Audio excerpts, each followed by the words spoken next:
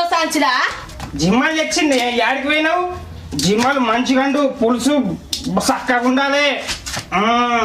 ఆడకట్టి మీద ఎవరైనా అండుకుంటారా లేదా? నువ్వు అని అండుకున్నట్టు చూడు రవ్వ అని సంచి అంత ఉక్కుంటా వచ్చినావా అందరి ముందరికెళ్ళి?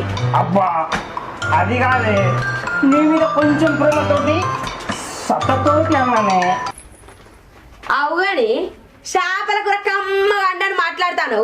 అందులోకి మసాలా లేకపాయే, చింతపండు లేకపాయే, కారప్పొడి లేకపాయే, ఉల్లిగడ్డ లేకపాయే, నూనె లేకపాయే.